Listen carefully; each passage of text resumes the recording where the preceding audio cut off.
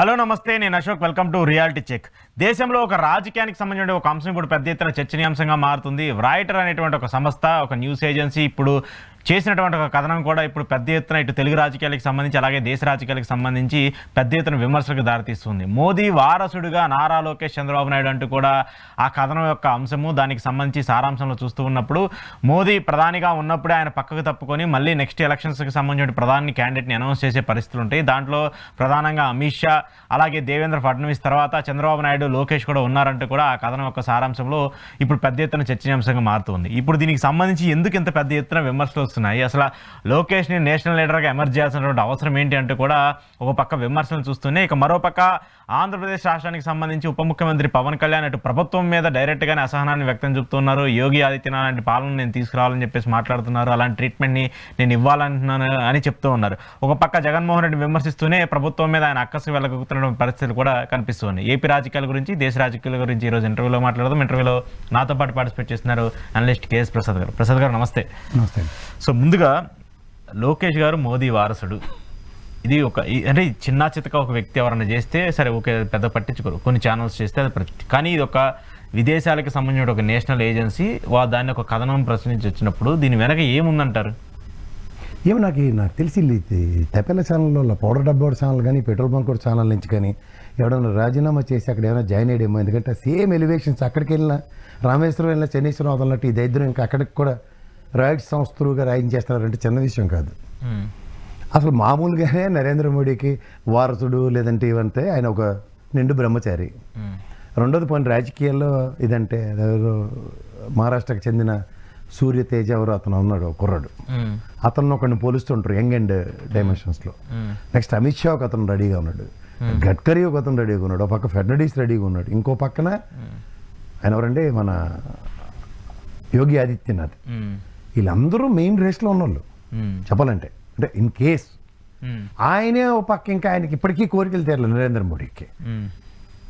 ఆయనే నాకు తెలిసి 3 సార్లు ప్రధానికి చేసిన 4 అది నెహ్రూ రికార్డు ఎత్తేస్తాను కానీ మనశ్శాంతి లేదు ఒకటి.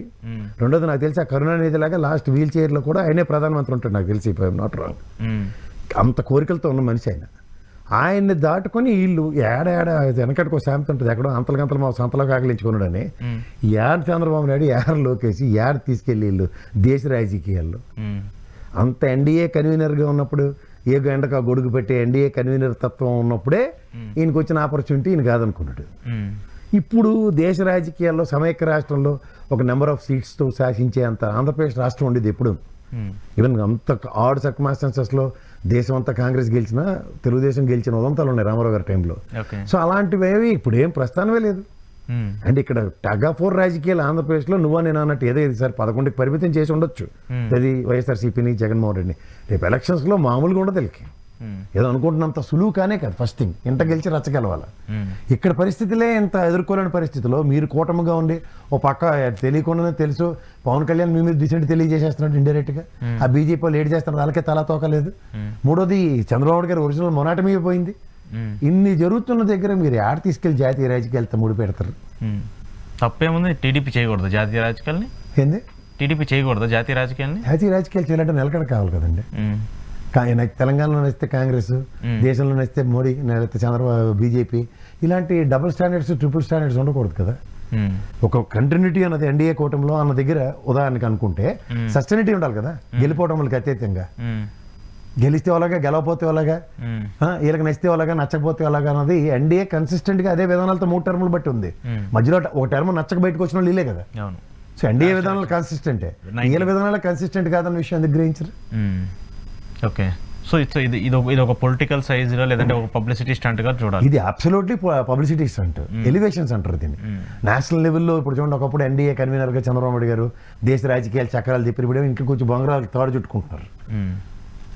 ఎందుకు చంద్రబాబు నాయుడు గారు ఆ స్థానం, ఆ స్టామినా లేదంటారు మీరు? ఇప్పుడు లేదు కదా. దేర్ వాజ్ అ టైం ఎవరు వాజ్పేయి గారు ప్రధానమంత్రిగా ఉన్నప్పుడు, ఈయన ముఖ్యమంత్రిగా ఉన్నప్పుడు అప్పుడు మీరు చెప్పండి, I can convince and yes there is an probability.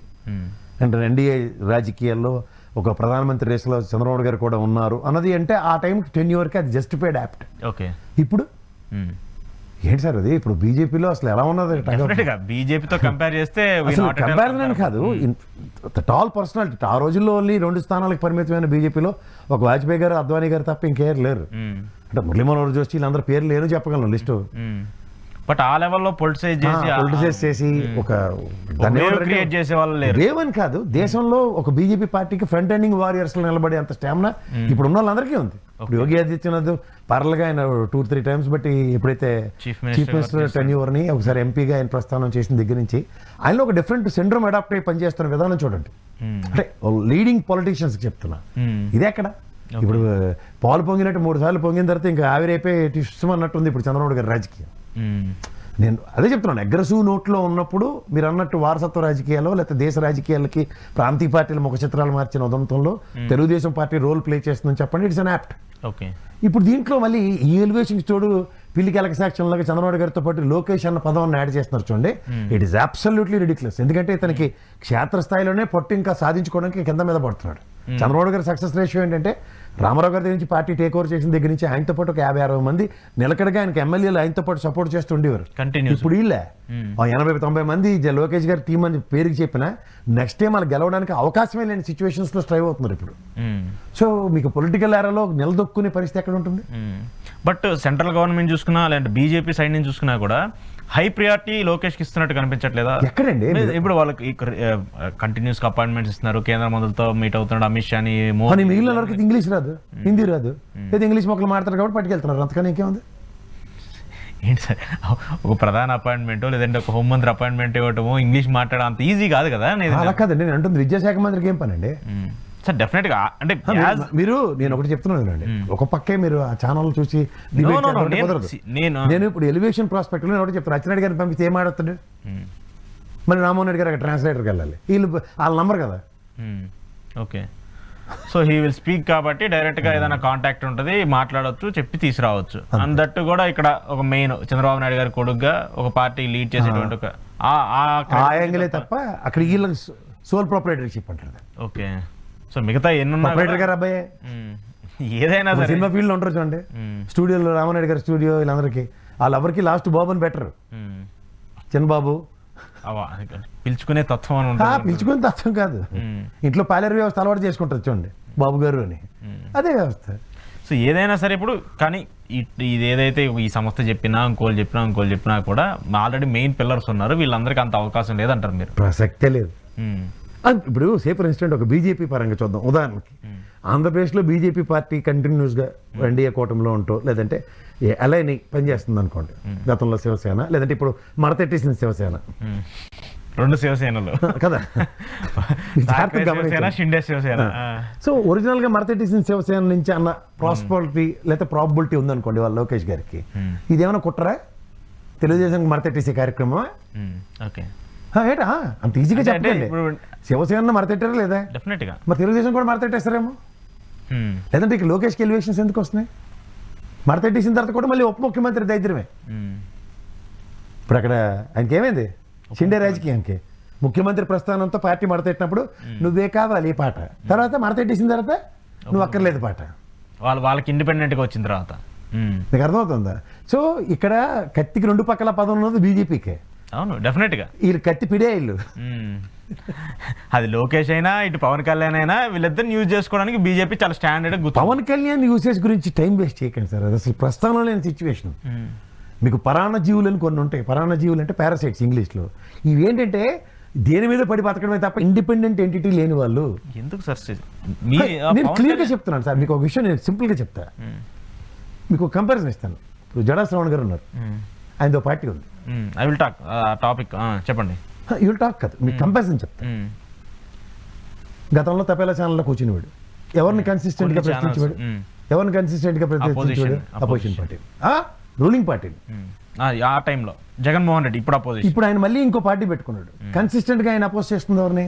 Ruling government.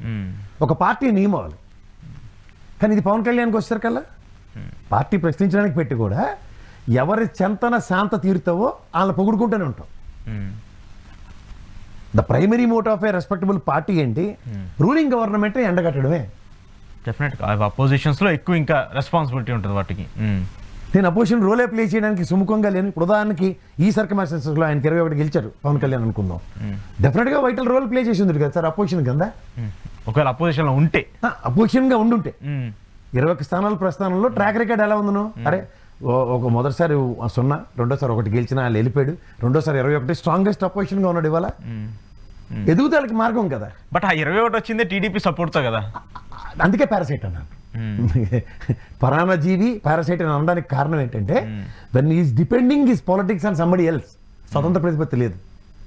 ఇదే జడశ్రవణ్ తీసుకోండి, ఆయనకి గెలిపోవటములు కాదు, నా పార్టీ విధి విధానాలు ఇవి, గవర్నమెంట్ నేను క్వశ్చన్ చేస్తున్నాను. Question okay. సో క్వశ్చన్ చేయడానికి ఒక పార్టీని పెట్టాడు, దాని మీద నిలబడుతున్నాడు. ఈ కన్సిస్టెన్సీ ఇక్కడ లేనప్పుడు ఇతన్ని మీరు పరిగణలోకి తీసుకోవడం ఎంతవరకు సమంజసం అంటే నేను ఖచ్చితంగా కాదని చెప్తా.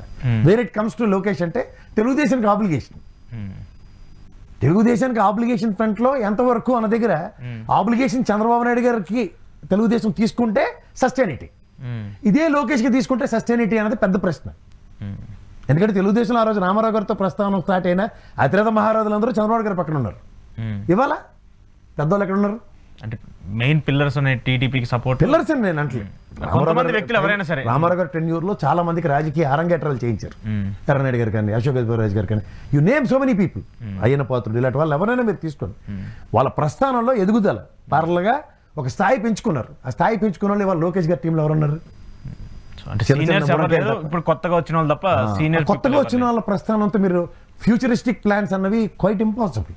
రియలిస్టిక్ వే అంటే తెలుగుదేశాన్ని మళ్ళీ నిలబెట్టుకోవాలి అన్నప్పుడు తనతో పాటు ఒక 50-60 మందిని నిలబెట్టుకునే సామర్థ్యం చంద్రబాబు గారి దగ్గర ఉంది. ఇతని దగ్గర ఎప్పుడు కన్సిస్టెంట్ చంద్రబాబు నాయుడు గారు గెలిచినా ఓడిపోయిన ఎవరైనా ఈ రోజు దాకా ఉన్నారు. ఇది లోకేష్ గారి దగ్గర పెద్ద ప్రశ్నగా మిగులుతుంది ప్రతిసారి. సో వాళ్ళందరూ ఇప్పుడు లోకేష్ గారి దగ్గర ఉంటారా లేదనేదే క్వశ్చన్. లేరు, మీరు ఉంటారన్నది కాదు, లేరు అనడానికి ఈయన దగ్గర నుంచి కూడా మీరు వెళ్ళి పార్టీ అంతర్గతంగా కొన్ని ఏవైతే చర్చలు జరుగుతూ ఉంటాయి అట్ల మీద కొంచెం ఫోకస్ చేస్తే డెఫినెట్గా వాళ్ళు డిస్పెక్ట్. మీరు మళ్ళీ చెప్తున్నాడు decent the way they are communicating seniors mainly. So అంచేత ఏమవుతుందంటే మీకు పొలిటికల్ రన్ అన్న దాంట్లో long run, short term run ఉంటుంది. షార్ట్ టర్మ్ ఎలా ఉంటాయంటే 151 జగన్మోహన్ రెడ్డికి కనబడినట్టు వీళ్ళకి 164 కనబడతాయి. But long term sustainability okay Chandrababu గారు కన్సిస్టెన్సీ ఎక్కడ కనబడుతుందేమో ఎత్తుక్కోండి. ఓకే, చంద్రబాబు నాయుడు గారు already he is 4th time chief minister అయినా కూడా ఫెయిల్యూర్డ్ అయిన సిచ్యువేషన్స్ కనిపిస్తున్నాయి నెక్స్ట్ టర్మ్ వెంటనే. ఓకే, సో ఇవి అంచేత మీరు ఎలివేషన్స్ ఇచ్చుకునే ప్రాసెస్లో ఎవడో ఈ తపేల ఛానల్ నుంచి వెళ్ళి అక్కడ జాయిన్ అయిపోవచ్చు, రైట్స్ దగ్గర రాసినంత మాత్రం దానికి శాంచ్యూటీ, క్రెడిబిలిటీ అన్న దగ్గర చాలా విప్లవాత్మకమైన విశ్లేషణలు ఉంటాయి. ఓకే, బట్ ఇట్ సిండికేట్ కదా, కానీ ఎవరో ఒకరు దీని మీద చర్చ. అంత దాకా ఎందుకు సార్, దేశ రాజకీయాల్లో కేబినెట్ మంత్రులు చేసిన సచిన్ పైలట్ల వాళ్ళ నాన్నగారు రాజకీయ జగదీష్ టైట్లర్ ఇలాంటి వాళ్ళని చూసాం కదా. పెద్ద పెద్ద వారసులు అందరూ ఈ రోజు కనుమరుగైన పరిస్థితి ఉన్నాయి. అలాంటి వాళ్ళ పిల్లలే ఈ రోజు దేశ రాజకీయాల్లో ఉండి కూడా కేబినెట్ హోదాలు చేసి కూడా మాధవరావు సింధే గారి అబ్బాయి అవును వీళ్ళందరూ కూడా కన్సిస్టెంట్ గా 3-4 టర్ములు బట్టి ఆయన క్యాబినెట్ మినిస్టర్ చేసుకుంటూ వస్తున్నాడు. But when it comes to political ఏరాలో ఫ్రంట్ ఎండింగ్ రన్నర్ కింద ఉన్నాడా? మళ్ళీ వాళ్ళ ఫ్యామిలీ చూసుకుంటే అలా అత్తమ్మ అనుకుంటాను, ఆవిడ కన్సిస్టెంట్ గా చీఫ్ మినిస్టర్ రాజస్థాన్కి, BJP front ending warrior. But where is opportunities? Even దేవగౌడకు సంబంధించి వాళ్ళ వారసత్వాన్ని చూసినా కూడా ఇప్పుడు బీజేపీ సపోర్ట్తోనో ఇంకొక సపోర్ట్తోనో రాజకీయాన్ని ముందుకు తీసుకెళ్లాల్సిన పరిస్థితి తప్ప ఇండిపెండెంట్ ఐడెంటిటీ లేదు. సో అది ఇదొక ఫెయిల్యూర్. స్టాలిన్ గారు ఇవాళ ఈసారి ముఖ్యమంత్రి గెలిచారు, మాట చెప్తున్నాను. ఆఫ్టర్ కరోనా అనేది ఆల్రెడీ తమిళనాడు రాజకీయాల్లో ఒకసారి వాళ్ళు గెలిస్తే ఒకసారి వీళ్ళు గెలుస్తారు. ఈసారి గెలిపోయినకి లేదా ఓటమి రాజకీయ క్షేత్రాల్లో నెక్స్ట్ లీడింగ్ అనేది కూడా వాళ్ళకి క్వశ్చన్ రైజ్ అవుతుంది కదా, నెక్స్ట్ ఎవరు ఏంటి అనేది కూడా. సో ఇవన్నిటి మీద బేస్ చేసుకుని ఎప్పుడైనా సరే మనం ఎక్కడికి మన పరిధి ఎక్కడికి, అంత చంద్రబాబు నాయుడు గారే దేశ రాజకీయాల్లో పొరుగు అందుకోలేకపోయాడు. అందుకోవడం సమంజసం కాదనుకోండి, ఎందుకంటే నెక్స్ట్ స్టింట్ లేదని. అంటే అక్కడికి వెళ్తే ఇక్కడ మనం ఫెయిల్యూర్ యాజ్ లైక్ ఇక్కడ తెలంగాణ బీఆర్ఎస్ కేసీఆర్ ఎగ్జాంపుల్ మనకు కనిపిస్తుంది. బీఆర్ఎస్ కంపల్షన్స్ వేరండి. మీకు ఇప్పుడు కాదు బీఆర్ఎస్ అన్న పదానికి జస్టిఫికేషన్ నేను చెప్తాను మీకు దగ్గరలో. అంటే ఐ మీన్ టు సే ఇవాళ మీకు దీన్ని సడన్ గా యూనియన్ టెరిటరీ చేస్తానంటారు. 2 ఎంపీలతో తెలంగాణ సాధించడానికి ఆయన లాబింగ్ ఎంతవరకు పరిమితమైంది? ఇదే ఒక జాతీయ పార్టీ హోదాలతో ముందుకెళ్ళి ఉంటే ఈసారి ఓటమి చేయి చూసాడు, వేరే శక్తి. ఓకే, బట్ నిన్న ఆయన ప్రెస్ మీట్ చాలా కాలం తర్వాత ఆయన ప్రెస్ మీట్ పెట్టి చాలా అగ్రెసివ్ గా మాట్లాడాడు. ఆబ్వియస్లీ బట్ ఆయన ఏపీ గురించి కూడా కొన్ని డిస్కషన్స్ చేశాడు. So what you say about KCR comments? ఎందుకంటే తెలంగాణకి సంబంధించి చూసుకున్నా నాకు ఆయన ప్రెస్ మీట్ చూసినప్పుడు మీరే ఇన్ఫాక్ట్ గుర్తొచ్చారు. ఎందుకంటే వీళ్ళు ఎంఓఏలు చేసుకుంటారు, లక్షల లక్షల కోట్లు అని చెప్తారు, దాంట్లో 10% కూడా ఈల్డ్ అవ్వట్లేదు అని చెప్పేసి మీరు చాలాసార్లు చెప్తూ వచ్చారు. So as like as KCR కూడా ఆయన రిప్రజెంట్ చేస్తూ వచ్చాడు. అదంతా కూడా ఒక బోటకము, దానికి ఒక 100 కోట్లు 200 కోట్లు ఖర్చు పెట్టడం తప్ప ఏముండదని చెప్పేసి, అంటే ఒక ఎక్స్పీరియన్స్ పొలిటికల్ లీడర్ దగ్గర నుంచి, ఒక ఎక్స్పీరియన్స్ చీఫ్ మినిస్టర్ దగ్గర నుంచి, చేసినటువంటి వ్యక్తి దగ్గర నుంచి వచ్చినటువంటి ఆన్సర్స్ అవి. ఆబ్వియస్లీ సార్, ఇప్పుడు మనం ఎప్పుడైనా సరే రీసెంట్ పాస్ట్లో ఉన్న పొలిటికల్ సినారియోస్ని బట్టి ఎవడైనా విశ్లేషిస్తారు. మనకే వెనక ముందు అన్నవి ఒక ముఖ్యమంత్రి టెన్యూర్లో ఏం జరిగింది, ఇంకో ముఖ్యమంత్రి టెన్యూర్లో ఈ కంపారిజన్సే ఉంటాయి ఎక్కువ. అండ్ మోర్ అనవసరమైన ఎలివేషన్స్ అన్నవి ఈసారి వాళ్ళు కోడిపెట్టలో దూరుతున్నారు తెలుగుదేశం వాళ్ళు.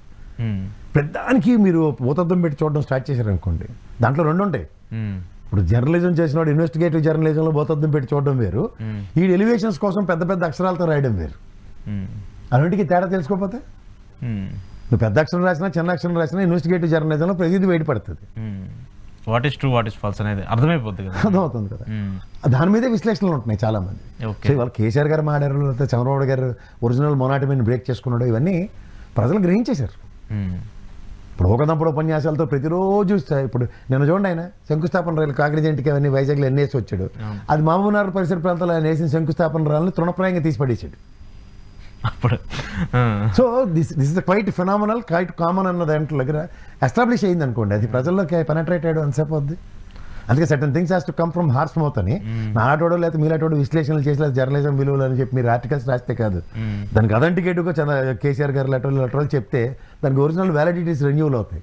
ఏం జరుగుతుంది అనేది అర్థం అవుతుంది. బట్ ఇదే ఇట్లాంటి శిలాఫలకాలు, ఇలాంటి శంకుస్థాపనలు చేసినవి కొన్ని వందలు ఉన్నాయి ఇప్పటిదాకా. వేలండి, వందలండి, సరదా ఉంటారు సరదా. ఇప్పుడు కొత్తగా శిలాఫలకం వేసుకోవాలంటే ఇప్పుడు పాత పలకలు ఎరగొట్టి కొత్త వేసేస్తున్నారు. ఓపెనింగ్ చేసినా 10 సార్లు ఓపెనింగ్, కడప స్టీల్ ప్లాంట్ ఎన్నిసార్లు ఓపెనింగ్ చేశారు కూడా అర్థం కాదు. జగన్మోహన్ రెడ్డి అయినా చంద్రబాబు నాయుడు గారైనా ఎవరైనా కొబ్బరిగా కొట్టేస్తారు బడియల్మని. దానికి ఇంతవరకు కేంద్రం నుంచి నిధులు రావు, ఇక్కడ నుంచి అది విభజన హామీ. మళ్ళీ విభజన హామీలో ఉన్నది మనకి. ఈ సాల్వా బ్యాచ్ రాడు, ఆ సినిమా ఎక్స్ట్రా క్యారెక్టర్ కూడా మాట్లాడు దాని మీద. సో అక్కడి నుంచి సరే ఏంటి ఇప్పుడు జడశ్రావణ్ గారు నిన్న పవన్ కళ్యాణ్ గారి కామెంట్స్ మీద ఆయన చాలా అగ్రెసివ్గా మాట్లాడారు. అసలు ఈ పవన్ కళ్యాణ్ గారు ఆయన ఏంటి అర్థం కావట్లేదు, ప్రభుత్వం మీద డిసెంట్ తెలియజేస్తున్నారా? ఒక పక్క నేను యోగి ఆదిత్యనాథ్ పాలన తీసుకొస్తానంటే అంటే ఆయనలా పాలన చేయడం చేత కావట్లేదా, లేదంటే హోంశాఖ సరిగా పనిచేయట్లేదు, హోంశాఖలో క్రైమ్ రేట్ పెరిగిందని చెప్పేసి ఆయన మాట్లాడుతున్నారు. భాగస్వామ్యంలో ఉండి తమ ప్రభుత్వం మీద తమ విమర్శలు చేసుకోవడం అనేది ఏంటి నాకు అర్థం కాలేదు. అందుకేనండి మీకు ఏం పని ఇచ్చారో ఆ పని చేసుకోకుండా అడ్వైన్ పనులు చేస్తానంటే ఇలాగే ఉంటుంది. నీ టాస్క్ ఏంటి? పంచాయతీరాజ్ శాఖ ఇచ్చారు, అటవీ శాఖ ఇచ్చారు. అటవీ శాఖ ఇచ్చారు కాబట్టి హెలికాప్టర్ వేసుకుని వెళ్ళి ఫోటోలు తీసుకొస్తానంటే తర్వాత నీ కార్యాచరణ ఏది దాని మీద. అలాగే పంచాయతీరాజ్ శాఖ నిధులు 15th ఫైనాన్స్ కమిషన్ ఇచ్చింది ఎత్తిశారు, వేట్లకు వాడేశారు. దాని మీద నీ దగ్గర ఆన్సర్ ఏదంటే అది తప్ప, నేను చెప్పులు ఇచ్చాను, సేవా తత్పరతను చాటుకుంటానని పెట్టకథలు చెప్పుకుంటూ కాలక్షేపం చేస్తే ఏమవుతుందంటే ఫ్రస్ట్రేషన్ పీక్స్కి వెళ్తుంది. ఫ్రస్ట్రేషన్ పీక్స్కి వెళ్ళినప్పుడు ఏమవుతుంది, నియోజకవర్గంలో సమస్యలు వేలైతే చూపించినా నచ్చదు, తర్వాత ఎవడైనా మీలాటోడు నాలాటోడో ప్రశ్నించినా నచ్చదు. మూడోది ఏంటి, ఇక్కడ నేను తాబేదారుగా ఇక్కడే కూలి పని చేయడానికి వచ్చాను, ఇక్కడ జీవితాంతం ఇక్కడే కూలి నాలి చేసుకుని బతుకుదాం 15-20 ఏళ్ళ పాటు అన్నప్పుడు ఉద్యోగం పోయే కార్యక్రమం మీద రెచ్చగొడుతున్నారు అనుకో. బీబీ అంటే బయటకు వెళ్ళి బతకలేని బ్యాచ్ అని తెలుసు. బీబీ బ్యాచ్లను ఏమంటారంటే మేము బీబీ అంటాం, అంటే బయట బతకలేని బ్యాచ్లని. ఆ బయట బతకలేని బ్యాచ్లకి నువ్వు స్వతంత్ర ప్రతిపత్తి మీద బతకాలని చెప్పి అమ్మా నాన్నల దగ్గర నుంచి వేరు చేసి వాడిని వేరే హాస్టల్లో జాయిన్ చేసి బాగా చదివిద్దాం అన్న కాన్సెప్ట్ అయితే కుదరదు. ఓకే, అదే ఆయన ప్రాబ్లం. ఆ ప్రాబ్లంలో ఏమవుతుంది, ఇవాళ కూర్చొని లా అండ్ ఆర్డర్ మీద అంటే మాట్లాడేస్తున్నాడు ఆయన, అనర్గళమైన స్పీచ్లు ఇస్తున్నాడు. లా అండ్ ఆర్డర్ అంతా ముఖ్యమంత్రి గారి దగ్గర ఉన్నాయి. ఆబ్వియస్లీ ఆయన విభేదిస్తున్నట్టే కదా చంద్రబాబు నాయుడు. మన చంద్రబాబు గారు కూడా కలెక్టర్లు అందరూ నేను చెప్పింది మీరు చేస్తారు, మీరు చెప్పినవన్నీ నేను వింటున్నాను, కానీ మన ఇద్దరం చేస్తుంది ప్రజలకు నచ్చట్లేదు అంటే అర్థం ఏంటి? తాళం వేసి తిని గొల్లెం మరిచి తిని. ద ప్రైమరీ మోటివ్ ఆఫ్ డెమోక్రసీలో ఒక ముఖ్యమంత్రి చేయాల్సిన పనులు కాకుండా వేరే పనులు చేస్తున్నట్టే కదా లెక్క. ప్రజారంజక పాలన గురించి మాట్లాడాం, ప్రజలకు నచ్చని పాలన 2 ఏళ్ళు బట్టి చేస్తున్నాం. ఇవాళ వాళ్ళకి ఆయలే కితాబ్ ఇచ్చుకుని కాంట్రాక్ట్ సర్టిఫికెట్లు ఇస్తే ఇంకేం చెప్పాలి ఆ ప్రభుత్వం గురించి? ఒక పక్క ముఖ్యమంత్రిగా మంత్రులందరికీ ర్యాంకులు ఇచ్చాడు, 124 మంది గెలిచిన వాళ్ళకి క్లాసులు పీకి పర్ఫార్మెన్స్ బాగోలేదని ఆయనే చెప్తున్నారు. అడ్మినిస్ట్రేషన్ పరంగా కలెక్టర్ కానికలేలో ఆయన తప్పు ఆయన ఒప్పుకుంటూ కలెక్టర్లు తప్పు ఒప్పించి ఓవరాల్గా ప్రజలకు నచ్చట్లేదని చెప్పిన తర్వాత ఇంకెందుకు డెమోక్రసీ? 124 కలిసి 175 గెలమని నెక్స్ట్ టైం ఎవరికో ఉపయోగం? ఎంతమంది గెలిచినా పరిపాలన బాగాలేనప్పుడు ఇంకెన్ని ఉంటాయి ప్రాజెక్ట్. అది వాళ్ళే చెప్తున్నప్పుడు ఇప్పుడు నేను చెప్తే పోనీ నచ్చదు, లేదా మీరు చెప్తే నచ్చదు, మీ కెమెరామెన్ చెప్పి రెడ్డిని చెప్తే నచ్చదు, కానీ ఓవరాల్గా ఎక్కడో దగ్గర చెప్పాలి కదా. ఎవడో చెప్పాలంటే ఆయనే చెప్పాడు. ఓ పక్క చంద్రబాబు నాయుడు చెప్తున్నాడు, ఓ పక్క పవన్ కళ్యాణ్ చెప్తున్నాడు. అంటే ముఖ్యమంత్రినే తిరిగి ప్రశ్నించేస్తున్నాడు ఆయన. అంటే ఆయన నాకు అర్థం కాని ఏంటంటే నాకు తెలిసి అక్కడ ఆలీకి ఏదైనా పోస్ట్ ఇచ్చి వీళ్ళిద్దరి మధ్యలో పెడితే పెస్తారు అని ఒక ఎక్స్ప్రెషన్ ఇస్తారు చూడండి, అప్పుడు అర్థం అవుతుంది. కాదు సార్, ఇప్పుడు నేను గవర్నమెంట్లో ఉన్నాను, అవసరమైతే నేను ప్రశ్నిస్తాను, ప్రతిదానికి జనసేన తలూపుదని ఒక పక్క మాట్లాడతారు, ఇంకో పక్క ఏమో 15 ఏళ్ళు పొత్తు కంటిన్యూ వద్దని చెప్పేసి మాట్లాడతారు. ఈ డబుల్ స్టాండర్డ్ పాలిటిక్స్ ఏంటనేది ఒక అర్థం కాదు, ఈవెన్ జన సైనికులకు అర్థం కావట్లేదు వాట్ టు డూ అనేది వాళ్ళకి. ముందు ఇంకోటి అర్థమైతే వాళ్ళకి ఒకటి అర్థం అవుతుంది. మీకు అర్థమవుతుందో లేదో, ఫస్ట్ థింగ్ అడ్మినిస్ట్రేషన్లో ఉన్నప్పుడు యోగి ఆదిత్యనాథ్ ఇప్పుడు లోకేష్ రెడ్ బుక్ 3 పేజీలే, ఇంకా 97 పేజీలు ఉన్నాయి, 100 పేజీలు పుస్తకంలో అంటుండే. అలాగే నువ్వు ఇంకో పుస్తకం పెట్టుకుని లేకపోతే ఇంకోటి ఏదో పెట్టుకుని ఆయన కూడా చెప్పొచ్చు కదా. యోగి ఆదిత్యనాథ్ దగ్గర నేను 2 బుల్డోజర్లు తెచ్చాను, మొన్న అది జీజే నగర్ నిరగొట్టం కదా జేజే నగర్ని, అలాగే బుల్డోజర్ వేసి కొట్టే ముందు హైడ్రా పవన్ అని పేరు పెట్టండి, హైడ్రా పవన్ అని ముందు కొలచడం మొదలెట్టండి. కొత్తను చంపేసాను, రాడ్ కావాలా, కరాటా వచ్చాను, రోజు కరాటా స్టిల్ ఇమ్మనండి బెంచ్ సర్కిల్లో, 2 రాడ్లు పెట్టుకుని కర్రస్వామి అది బాగా చేస్తారు కదా, 2 సార్లు తెప్పమనండి. అప్పుడు ఏమవుతుందో ప్రజలకు కూడా తెలుస్తుంది కదా, ఈయన కొట్టడానికి వస్తుంటారు, జాగ్రత్తగా ఉండాలని భయం వస్తుంది కదా. ఎందుకు ఈ పొటానీ కబుర్లు, ఎందుకు ఈ టపాచిబూతులు కబుర్లు, ఎవరినది అంటారు, ఎవరు గోండాలు? ఇప్పుడు మీరు నన్ను ఐడెంటిఫై చేసి ఇది గోండా అని పీడీ యాక్ట్ పెడితే ఎవడన్నా చంపేతారు ఆయన్ని? ఆయన గుండాలు రౌడీలు అంటే ఇన్ఫాక్ట్ ఆయన డైరెక్ట్ గా ఇవాళ ప్రజాస్వామ్యంలో ప్రభుత్వం ఉందండి, ఐడెంటిఫై చేసి ఇటు మీద పీడీ యాక్ట్ పెట్టచ్చు, ఇటు రౌడీ షీట్ ఓపెన్ చేయొచ్చు, ఇలాంటి డిస్కషన్స్ ఆల్దేర్ ఉంటాయి. నా దగ్గర మీద వాళ్ళు పెట్టాలనుకుంటే ఆల్దేర్ పెట్టడమ్మా అనేసి నీ మీద రౌడీ షీట్ పెడతాను, నిన్ను కొట్టేస్తానమ్మా, నేను చింపేస్తానమ్మా అంటే మాకెందుకు అవన్నీ? గవర్నమెంట్ వాళ్ళది, హోంశాఖ వాళ్ళ పరిధిలో ఉంటుంది, పోలీసులు వాళ్ళ పరిధిలో ఉంటారు, వాళ్ళని అరెస్ట్ చేయండి. ఇప్పుడు ఆల్రెడీ కొంతమందిని అరెస్ట్ చేయాలంటే చేస్తున్నారు. లోకేష్ గారు చెప్పిన ఇంకో ఆయనే చెప్తున్నారు డైరెక్ట్గా, నేను రెడ్ బుక్ లో 3 పేజీలు తీస్తే ఎంతమంది భయపడ్డారని. సో అదంతా పోలీస్ వ్యవస్థ భయపడ్డాడు, వాళ్ళు భయపడ్డారని. ఎవరు భయపడ్డారు చెప్పాలి? వైసీపీ వాళ్ళు ఎవరు ఇంకొకరిని అరెస్ట్ చేస్తున్న అది అరెస్ట్ చేసినప్పుడు భయపడ్డారని బయట ఎవరైనా స్టేట్మెంట్ ఇచ్చాడే, భయపడ్డారా లేదనేది వాళ్ళ పరిధికి సంబంధించి సేమ్. నాకైతే అలా శృతి హాసనే కనబడుతుంది. ఆ భయపడ్డారా? ఆ భయపడ్డాను. ఎక్కడంటే లోపల అన్నట్టు, ఎవరికాడే లోపల భయపడుతూనే ఉంటారు. బట్ నిన్న జగన్మోహన్ రెడ్డి బర్త్డే సెలబ్రేషన్స్ కొంత అగ్రెసివ్గా జరిగినట్టు నాకు అనిపించింది. ఆయన కొంచెం ఫ్యాన్స్ కావచ్చు, ఎక్కువ అభిమానులు అందరూ బాగా కదిలొచ్చారు. అంటే ఆఫ్టర్ డిఫీట్ ఇది ఒక హైలైట్గా వైసీపీకి నిలిచింది అనేది ఒక అనిపించే సిచ్యువేషన్. ఏం చెప్తారు? ఒకటి మాత్రం చెప్పగలను, మొదటి బర్త్డే అంటే ఓటమి తర్వాత వచ్చిన బర్త్డే, అది సెలబ్రేట్ చేయలే. రెండోది సెలబ్రేట్ చేశారు. ఏ పొలిటికల్ లీడర్కి, ఏ సినిమా యాక్టర్కి జరగని బర్త్డే ఆయనకి జరిగింది. కుళ్ళు కాదు సార్. ఇప్పుడు అంటే అభిమానం వేరు, దాన్ని చాటుకునే విధానం. ఒక్క మాట చెప్తాను, అంత అగ్రెసివ్ మీకు అనిపించింది కదా.